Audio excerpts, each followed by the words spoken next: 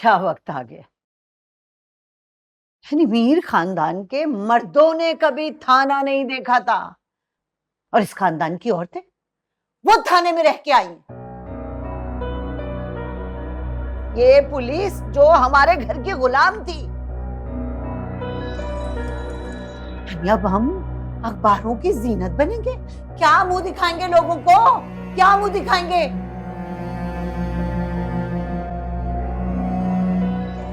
ये सब उस जायरा ने किया।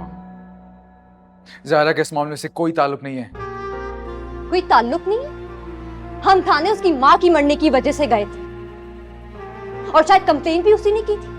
और तुम एक बात बताओ कि पुलिस वाले सिर्फ हमें ही क्यों लेकर गए, मामी को क्यों नहीं लेकर गए? भैया मामू, मैं आपको बता रही हूँ, ये सब जायरा ने किया है। सोया, पुलिस नॉर्मल इन्वेस्टिगेशन कर रही है, जो कि उसे करना भी चाहिए।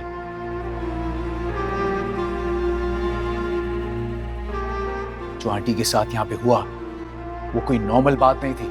वाह भाई वाह, उमर मियां, इस दुनिया में हमने बड़े जन मुरीद देखे, मगर तुमको आज पहली मर्तबा देखा। वाह वाह वाह। यानी तुम्हारी बीवी तुम्हारे खानदान की इज्जत उंगलियों पे यूं यूं करके उछाल रही है और तुम उसकी शान में कसीदे पढ़ रहे हो। भैया भाई को देखा है, सारी जवानी जूता पैर से ज्यादा हाथ में होता था, तभी तो वो तुम्हारी अड़ियल माँ इस घर में इज्जत से इतने साल गुजार गई।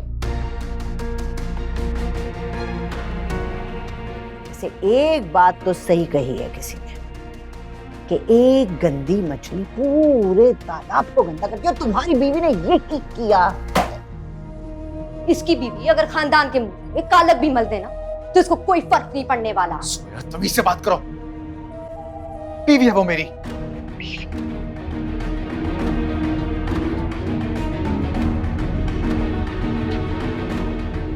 ये हकीकत मत भूलो कि उसकी मां को इसी घर के किसी फर्द ने जहर दे के मारा है।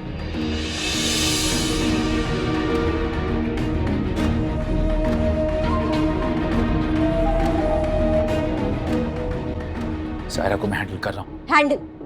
हैंडल कर? यानी तुम खुद मान रहे हो कि अभी तक वो लड़की तुमसे हैंडल नहीं हो पाई है? तुम तमीज से बात। उमर बिल्कुल ठीक कह रहा है।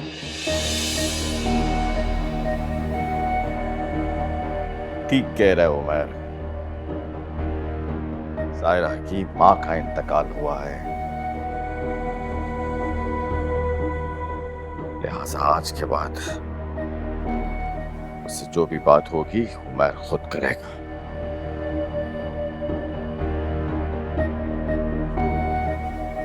और आप आ जाओ। रही बात पुलिस की, तो पुलिस को तो मैं खुद देख लूंगा।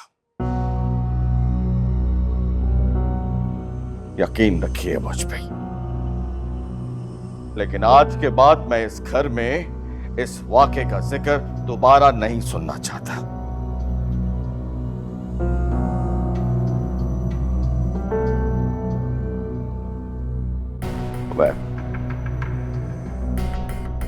जाओ बेटा, आराम करो।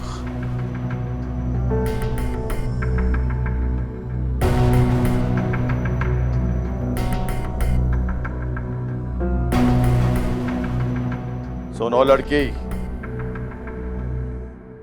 रुको।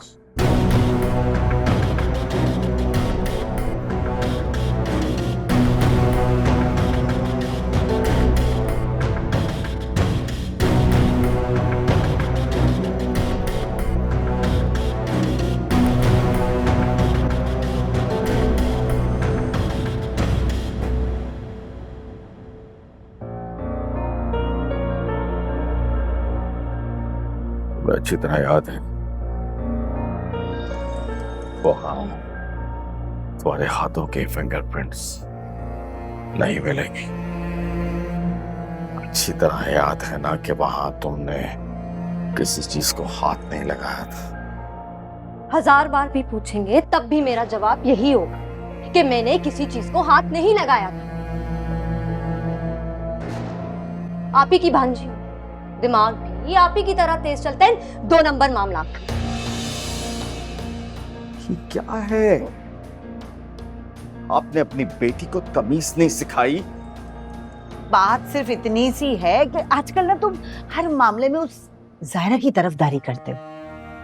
ये भी तुम्हारी बच्ची है ना, उसने ढेरों उम्मीदें लगा रखी हैं अपने मामू से। इसका दिल टूटा है सिर्फ तुम्हारे रवैये की वजह से। सिर्फ दुख नहीं हुआ है मुझे, तकलीफ भी पहुंची है मुझे। और भैया मामू, मैं अम्मी की तरह ना लपेट कर बात नहीं करूंगी आपसे। मुझे तो लगता है आपने जायरा के आगे घुटने टेक कर उसे कबूल कर ली, और अब हम आपको रास्ते का कांटा लगना शुरू होगा। इसलिए आप किसी भी वक्त हमारी कुर्बानी देकर उमैर की नजर में सुरखरू हो जाएंगे। बात सुनो लड़की, तुम जल्दबाज तो थी ही, तुमसे बड़ी बेवकूफ मैंने नहीं देखी।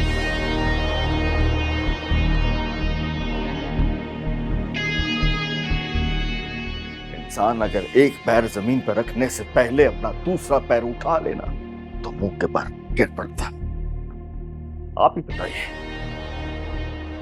अगर उमैर का एतबार मुझसे उठ गया तो फिर हम जायरा को इस घर से कैसे निकालेंगे? ये तो आपको मेरे बारे में भी सोचना चाहिए था ना। भरोसा किया था मैंने आप पर, और जब आप मुझे कुछ करते दिखाई नहीं देंगे तो मुझे तो कुछ करना होगा। सो मैंने किया जो मुझे उस वक्त ठीक लगा। बट हार्ड लक, बेटी की जगह माजत में आ गई। कुछ नहीं करोगी तुम, आज के बाद कुछ नहीं करोगे तुम पहले जो कुछ कर चुकी हो उसको संभालना मेरे लिए मुश्किल हो चुका। आज के बाद जो कुछ होगा वो मैं करूंगा, सिर्फ मैं, तुम नहीं। आपको जो कुछ भी करना है ना जल्दी कीजिएगा, क्योंकि अगली बार मैं छुरी लेकर उस लड़की का गला काट दूंगी। क्या बात कर रही हूं ना, और चढ़ा दे जिसको मुझे सूली पर चढ़ाना है, मुझे कोई फर्क नहीं पड़ता।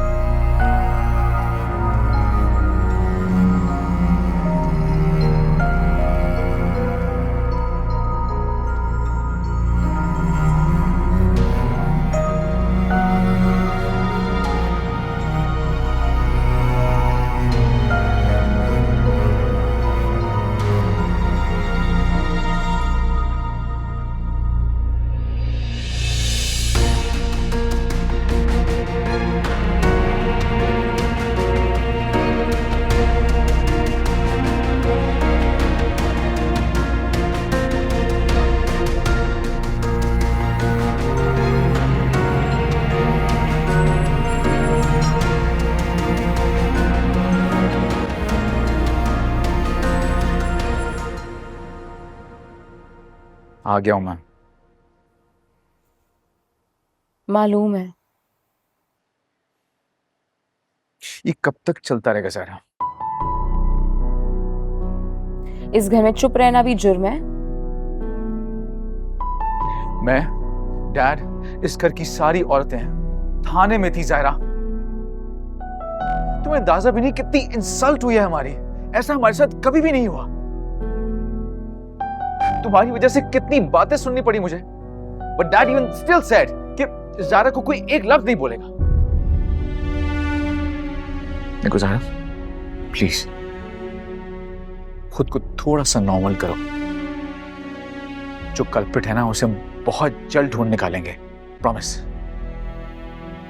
उमैर, मेरी माँ का मर्डर हुआ है, कोई खिलौना मिसप्लेस नहीं हुआ।